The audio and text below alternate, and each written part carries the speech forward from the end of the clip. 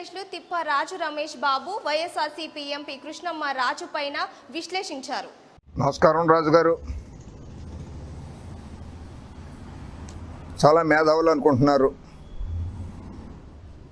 రాజ్యాంగాన్ని చదువుకున్నాను అనుకుంటున్నారు. అలాగే మీరు ప్రవర్తిస్తున్నారు. మీకు తోడుగా పచ్చ పిచ్చి కొట్టాలు కూడా ప్రవర్తిస్తున్నాయి. ముందు ఇక్కడ ముఖ్యమంత్రి గారు సరిగ్గా పరిపాలించట్లేదన్నారు, ఆయనకి సలహాలు ఇస్తున్నాను అంటున్నారు. మొన్న ఈ మధ్య మీరు ప్రధానమంత్రి గారికి నేనే పార్లమెంట్లో మాట్లాడి సలహా ఇచ్చాను, విద్యా చట్టం మీద ఎలా తీసుకురావాలన్నది. నేను మాట్లాడిన తర్వాతే ఆయన విద్యా చట్టం తీసుకొచ్చాడు అని చెప్పి ప్రధానమంత్రి గారు కూడా అసమర్థుడుగా నిరూపించదలుచుకున్నారు. మోడీ గారు, దయచేసి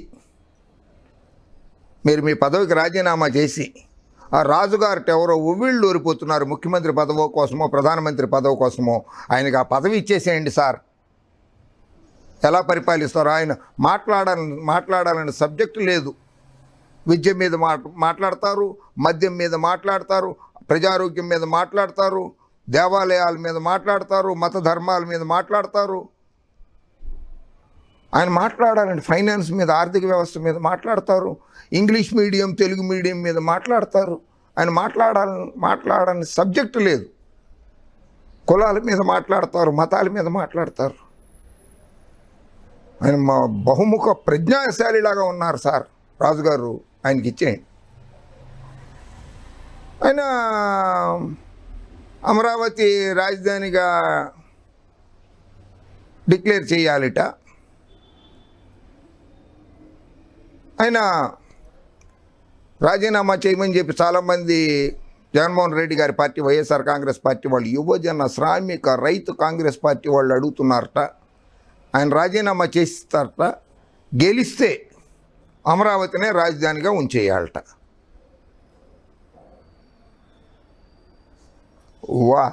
నవ్విపోతారు. దానికంటే ముందు పని చేయండి రాజుగారు. మీరు చెప్తుంటారు కదా, నాకు డోకా లేదు, నన్ను పార్లమెంటు సభ్యత్వాన్ని రద్దు చేయలేరు వైఎస్ఆర్ కాంగ్రెస్ పార్టీ వాళ్ళని. మీ సభ్యత్వాన్ని రద్దు చెయ్యలేరు. నేను కూడా గ్యారంటీగా ఉంటాను, హామీగా ఉన్నాను మీకు. మీ సభ్యత్వాన్ని రద్దు చేయలేరు.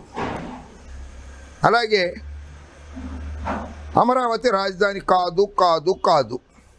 జూన్ 2/24 వరకు కూడా the reorganisation act 2014, the Andhra Pradesh reorganisation act 2014 number 6 of 2014 గెజెట్లో publish అయింది కదా. దీని ప్రకారంగా జూన్ 2, 2024 వరకు కూడా హైదరాబాదే రాజధాని. ఆన్ ది 5 సెకండ్ పేజీలోనే ఉంటుంది. 5లో ఉంది, చదువుకోండి ఒకసారి. On and from the appointed day, Hyderabad in the existing state of Andhra Pradesh shall be the common capital of the state of Telangana and the state of Andhra Pradesh for such a period of not exceeding 10 years. After the expiry of period referred to in subsection, Hyderabad shall be the capital of the state of Telangana and there shall be a new capital for the state of Andhra Pradesh. ఆ పదవి ఆ కాలం అయిపోయిన తర్వాత 10 సంవత్సరాలు పూర్తయిన తర్వాతే కొత్త రాజధాని ఉంటుంది అని చెప్పి the Andhra Pradesh reorganisation act 2014 section 5 చెప్తోంది సార్. అమరావతి రాజధానిగా మీరు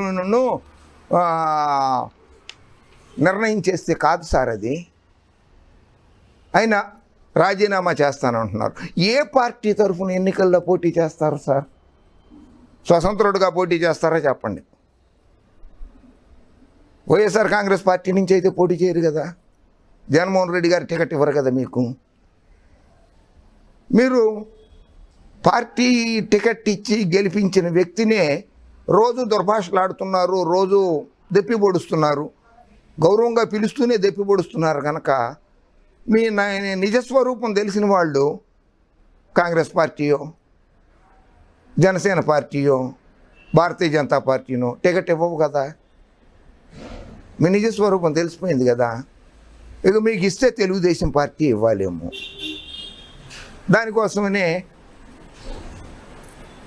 అక్కడ గుళ్ళు గోపురాలు కూలగొట్టేశాడు కదా. విజయవాడ కృష్ణానది ఒడ్డున అమరావతి రాజధానిని మోసం చేశాడు కదా ఆయన. అయినా సరే అటువంటి మోసగాళ్ళకి బాగా ఊతున్నారు మీరు. రాజుగారు, కేంద్ర ప్రభుత్వం 3వ అఫిడవిట్ కూడా వేసేసింది, చెప్పేశారు. సో శాసనసభలో జగన్మోహన్ రెడ్డి గారు, వైఎస్ జగన్మోహన్ రెడ్డి గారు ఇక ముందైనా సరే ఏదైతే డీసెంట్రలైజేషన్ యాక్ట్ 27-20 సిఆర్డీఏ రద్దు 27-28 అసెంబ్లీలో ఆంధ్రప్రదేశ్ శాసనసభలో పాస్ చేశారో దానికి మరొక్కసారి తుది మెరుగులు దిద్ది మేము 3 రాజధానులుగా విశాఖపట్నము అడ్మినిస్ట్రేటివ్ క్యాపిటల్, అమరావతి శాసనసభ అండ్ కర్నూలు జ్యుడిషియల్ క్యాపిటల్గా నిర్ణయించదలుచుకున్నాము అని చెప్పి మళ్ళీ ఇంకోసారి తుది మెరుగులు దిద్దుతూ, ఎలాగంటే హైదరాబాదుని ఉమ్మడి రాజధానిగా ఉన్నటువంటి 2014 అది ఆంధ్రప్రదేశ్ రీఆర్గనైజేషన్ యాక్ట్ 2014లో ప్రస్తావించిన విధంగా 2024 జూన్ 2, 24 వరకు అదే రాజధాని అన్నారు కనుక అది రాజధాని కాకుండా ఈ 3 ప్రాంతాలని రాజధాని చేసుకోదలుచుకున్నాం మేమని చెప్పి మరొక్కసారి శాసనసభలో బిల్లు ప్రవేశపెట్టి దాన్ని పాస్ చేసుకుని కేంద్ర ప్రభుత్వానికి పంపించి పార్లమెంట్లో కూడా దాన్ని ప్రవేశపెట్టి పాస్ చేయించుకుని రాష్ట్రపతి గారి ఆమోద ముద్ర కనుక వేయించుకుంటే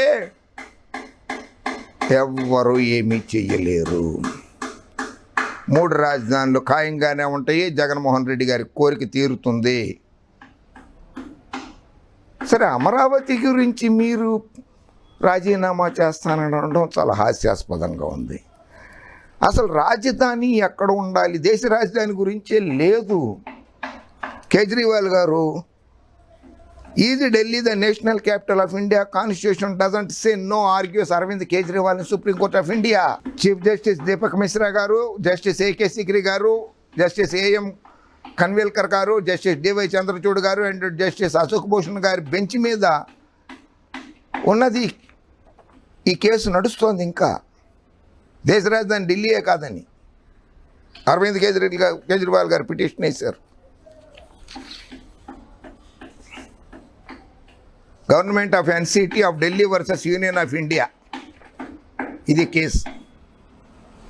రాజుగారు, 4th July 2018 citations 8 SCC 501 CA 2357 of 2017 D number 235357 of 2016 Delhi versus Union of India. The Capital of India Act 1919 and the Government of India Act 1935 of the Parliament of the United Kingdom during the British rule in India classified Delhi as the Chief Commissioner's province only. రాజధాని కాదు. So మీరు చెప్పేది తప్పు. Capital is not defined by any law. Tomorrow the center can decide to move the capital to somewhere else. The constitution also does not say the capital is to be Delhi. We know that the British moved the capital from Calcutta to Delhi. There is national capital territory of Delhi, but it does not constitute Delhi as the capital of India అని చెప్పి arguments చేస్తున్నారు సుప్రీంకోర్టులో. As per the constitution, Delhi is not the capital of India, says Kejriwal government in Supreme Court. Andhra Patrika 1956 April నాటికి విశాఖపట్నంలో శాశ్వత రాజధాని స్థాపన ఆ రోజు అసెంబ్లీలో పాస్ అయింది సార్. ఇది రొక్కు లక్ష్మీ నరసింహం గారి సవరణకు అనుకూలంగా 61, ప్రతికూలంగా 58 ఓట్లు, 28 మంది సభ్యులు తటస్థం. 1/12/1953. మీరు మెచ్చుకునే ప్రధానమంత్రి గారు పునాది రాయి వేశారు. దాదాపు 10 కిలోమీటర్ల దూరంలో ఎక్కడైనా కానీ రాజధాని బిల్డింగులు కానీ ఏమన్నా కనపడుతున్నాయా సార్ మీకు? కనపడదు. ఇదిగో నేను చెప్పడం లేదు రాజుగారు. Association for democratic reforms About 82% of the MPs in Lok Sabha 2004 are crorepati's. Lok Sabha 2019, Kanumuru Raghurama Krishnam Raju, Narsapuram, Andhra Pradesh, Party YSRCP. ఇక మీ మీద కేసులు ఉన్నాయని చెప్పి అసోసియేషన్ ఫర్ డెమోక్రటిక్ రిఫార్మ్స్ అనేవాళ్ళు చెప్తున్నారు. ఎక్కడ ఇది మీరు ఎలక్షన్ కమిషన్ ఆఫ్ ఇండియాకి సబ్మిట్ చేసిందే. FIR number 196/18, office of the assistant commissioner of police, economic offences wing, police station Mandir Marg complex, New Delhi 11001. Mandir Marg police station కాంప్లెక్స్లో అసిస్టెంట్ కమిషనర్ ఆఫ్ పోలీస్ దగ్గర మీ మీద కేసు ఉన్నది. ఏది? ఎకనమిక్ అఫెన్సెస్ 420 అండి, చీటింగ్ కేసు. రాజుగారు 420 అంటే చీటింగ్ కేసు కదా, చట్టమే కదా, అది ఇండియన్ పెనల్ కోడ్. 406 120B సెక్షన్లు IPC 120B, ఇది మీ మీద అక్కడ ఉన్నది. CC number 80/2018, honourable 9th SMM at Erramanzil colony, Hyderabad, A2గా ఉన్నారు మీరు. ఆయన విజయసాయి రెడ్డి గారిని కూడా A2 అని పిలుస్తూ అపహాస్యం చేస్తుంటారు కదా, మీరు కూడా A2నే ఇక్కడ ఈ కేసులో.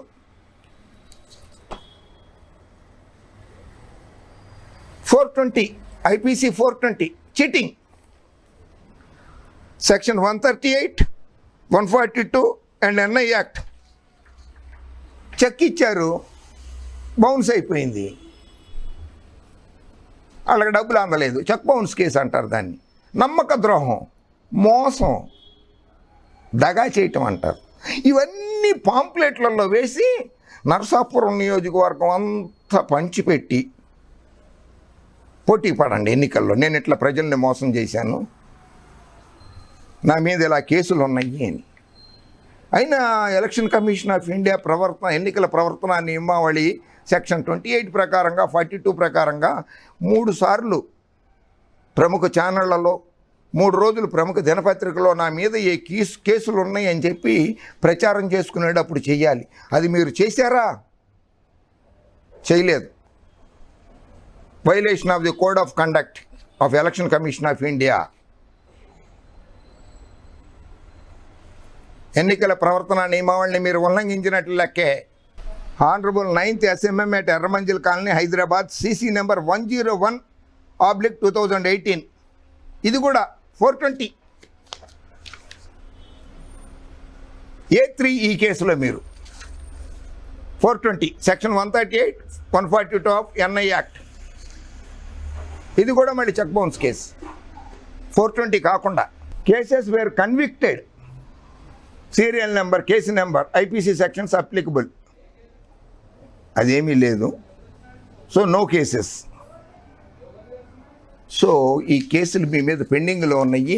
ఇవన్నీ మీరు రాష్ట్ర ప్రజలకి తెలియజేయాల్సిన బాధ్యత మీ మీద ఉంది. నా మీద ఎన్ని కేసులు ఉన్నాయి, నేను ఇంత మోసం చేశానని.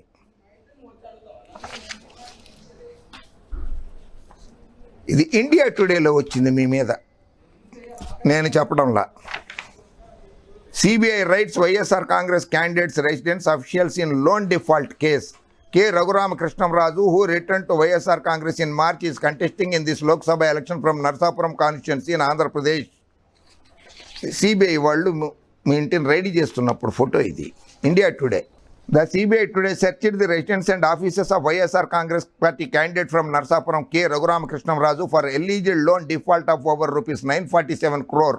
947 కోట్ల రూపాయలు డిఫాల్ట్ బ్యాంకులకి, financial ఇన్స్టిట్యూషన్స్కి. Raghurama Krishnamraju garu, who returned YSR Congress in March, is contesting in this election, Lok Sabha election from Narsapuram. The agency has alleged, the CBI has alleged that Raju's company, Indo-Bharat Group, had taken loans worth over ₹2,655 crores from 3 non-banking financial companies, Power Finance Corporation, Rural Electrification Corporation Limited, and India Infrastructure Finance Company Limited.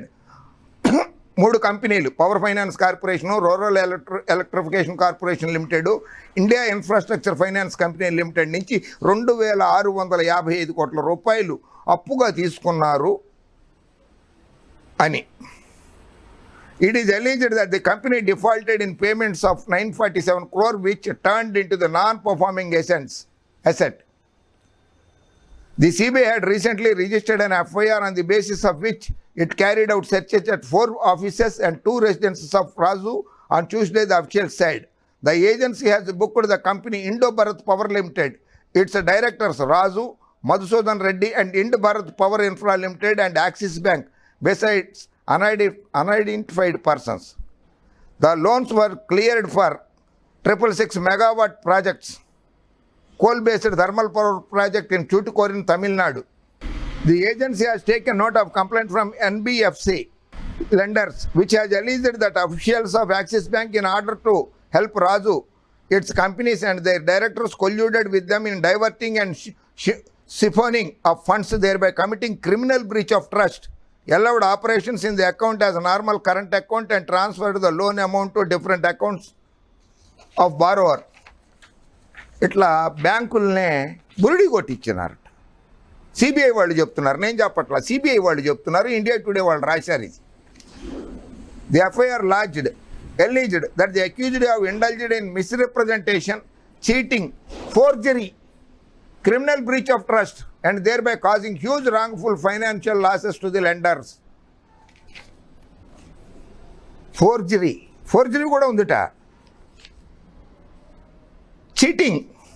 Cheat చేశారట, misrepresentation, తప్పుడు సమాచారం ఇచ్చారట, criminal breach of trust, నమ్మక ద్రోహం చేశారట. ఇవన్నీ మీ మీద ఉన్న కేసులు రాజుగారు, ఇవన్నీ నా మీద ఉన్నాయి అని చెప్పి ఒకసారి చెప్పండి. అదే ఇవాళ నిన్న సుప్రీంకోర్టు త్రిసభ్య ధర్మాసనం జస్టిస్ రమణ గారి నేతృత్వంలో ధర్మాసనం ఎంపీలు ఎమ్మెల్యేల మీద ఏ కోర్టుల్లో ఏ కేసులు ఉన్నాయో మాకు తొందరగా పంపించేయండి, వాళ్ళ మీద చర్యలు తీసుకుంటామన్నారు కదా, తొందరగా తీసుకోవాల్సిందిగా సుప్రీంకోర్టుని వేడుకుంటున్నాను.